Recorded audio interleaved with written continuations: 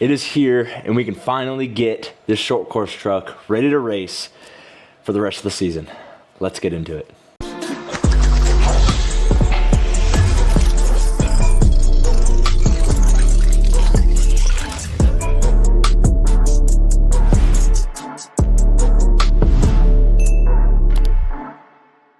Welcome back, ladies and gentlemen, to 2 miles per gallon RC. I'm Gage, and today I finally ordered the right motor and ESC for my racing short course truck.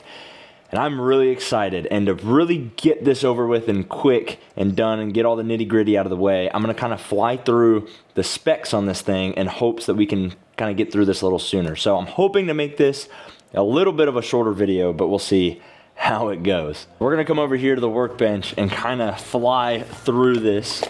Now what we had as the old system was a 3300 kV motor and an 80 amp ESC that could run 2 to 3S. Now that was for light duty. It fit 1/10 scale perfectly, but our biggest issue was the shaft size. It was a 3 1/8 shaft or 3.175 mil, whatever the hell.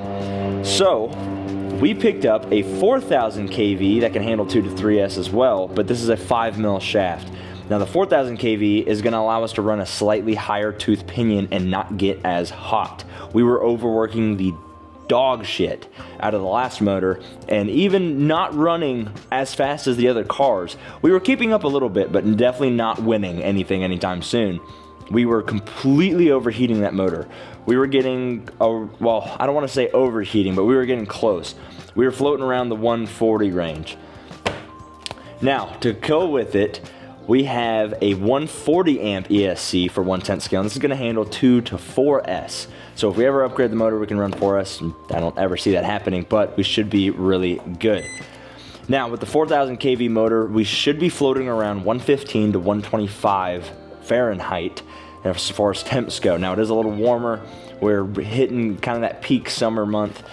So I'm hoping we can still stay cool. This is their 3665 motor, yeah. And then just the Max 10 Easy Run ESC. So the same system, just a little bit higher, and we'll be able to handle it a lot better. Now, opening it up, the size of the ESC hasn't changed at all. It's actually the exact same size. It can just handle a little bit of some higher amperage. This guy here, again, the exact same ESC. Now, as far as the motor goes, the can's diameter is the same, but the length is much longer. And it actually feels a lot heavier too, which worries me a little bit. Actually, no, it might.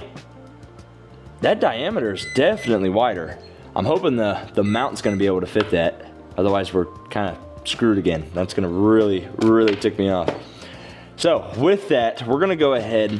First thing I need to do is swap over the connector. This is an XT60 connector, which is a little weird. On the 80 amp ESC, we had an XT90 connector. So I wonder why they went down with the higher amperage one. This is the 140 amp, right? Yep, 140 amp, 2 to 4S LiPo, if that'll focus. Let me get out of the way here. Whoop. There we go. Beautiful. And then the motors here. These are the specs that are on the side of the can. Very nice. Okay, so like I was saying, we're gonna swap over to EC5. That is what I run on everything I have. Maybe one day I'll swap over to the XT connectors. I've heard that they are better and can handle a lot more power. But for now, this is what I have. So we're not gonna really change anything. We're just gonna go ahead, keep it all the same and not worry about it.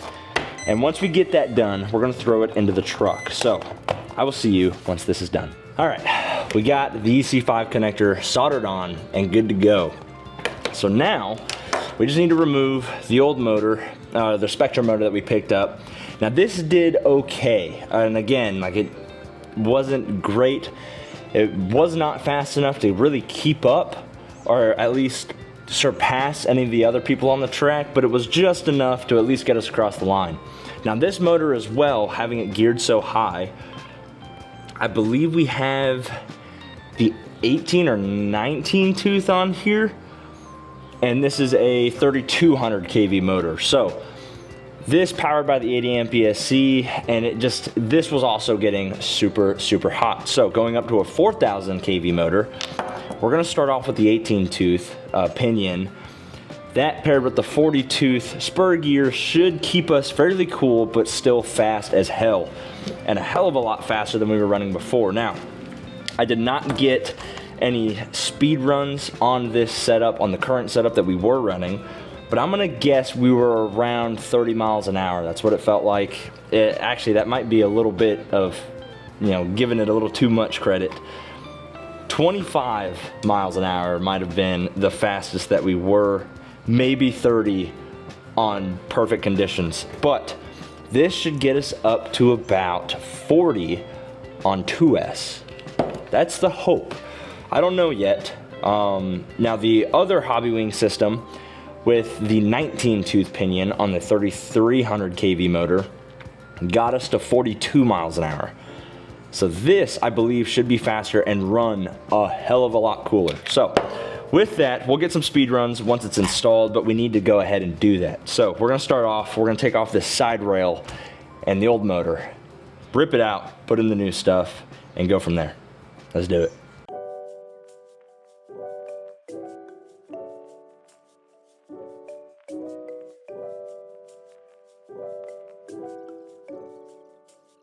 All right, we got it all wired up. We got it pretty tucked and managed as far as wire management goes.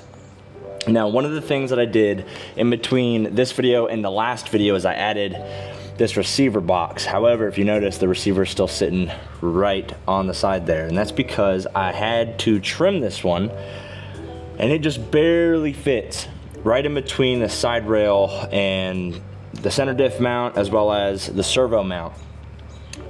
And whenever I trimmed it, I expected this was still gonna be able to fit. However, it's just ever so slightly wider by like a millimeter, maybe a millimeter and a half.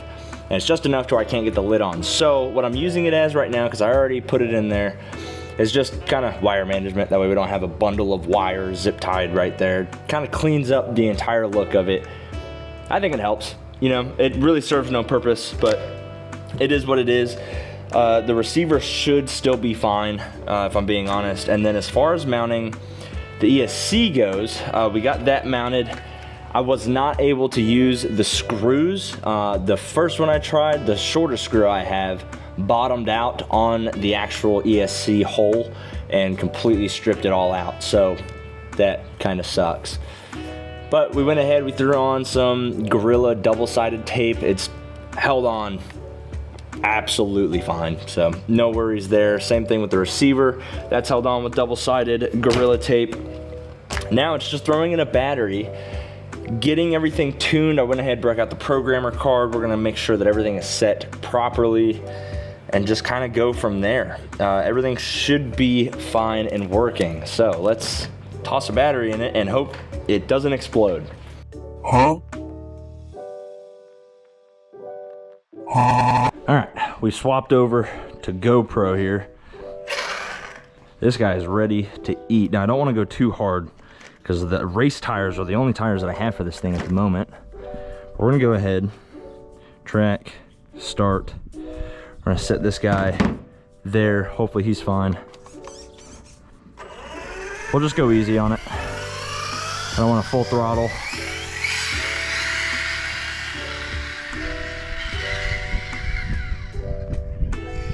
That mesh does not sound happy. Whoa, hit a rock.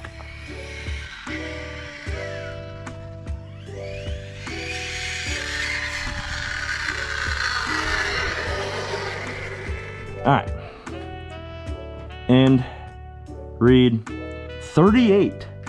Okay, on 2S, it's not terrible. Track, start. That mesh definitely does not sound happy.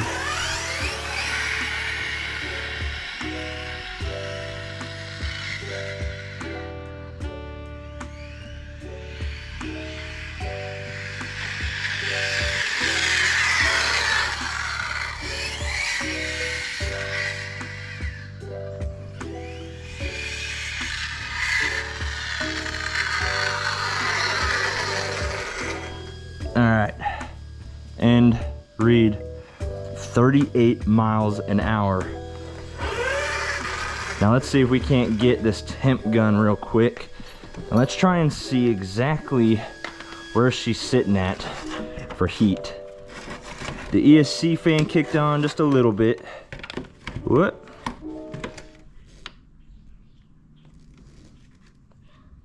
I think that's reading it. 101. What? There we go. That is not hot at all. I mean, she's definitely toasty to the touch, but okay. That's a good baseline for now. We might jump up to the 19 tooth, but we'll see at the track. Once we get it out to the track, that'll give us a better idea of exactly where it's sitting. We definitely need to mess with that mesh just a tad. But so far, that was pretty good. We didn't eat up the tires too bad, I don't think. Just a little bit. We want to be careful about that. That was pretty good. Okay, not a terrible first run. The mesh really does not sound happy though, so hopefully we can get that figured out. But this thing is great. All right, I messed with the mesh a little bit. Sounding a lot better. Now we are getting some binding, and I don't know whether it's the gears or something else. It's something. Something is kind of causing a little bit of resistance, and I don't know what it is. Now, after running it up and down that same little stretch, I did it 5 more times, and we're sitting at 111.9 as our highest temp, which is insanely cool. And I think that we can handle a 19 tooth pinion. I'm gonna have to make some changes, that way we can actually scoot the motor out a little bit and fit it. But other than that, we are sitting really good and much, much better than the old setup. So I think we actually have a chance this weekend. We're not gonna be at Dakota RC, we're actually going to Bismarck in the last race video. It's that first track that we stopped at. So the short course truck should absolutely thrive on that track, but we'll see how it does. I'm excited for this. There's, again, a couple tweaks that we need to make, figure out where this resistance is coming from, and kind of go from there. But with that being said, I hope that you guys enjoyed. I know I have, and I am super excited about this new power system. It's probably gonna live in this truck for quite a while. So hopefully y'all enjoyed again, and until next time, peace out.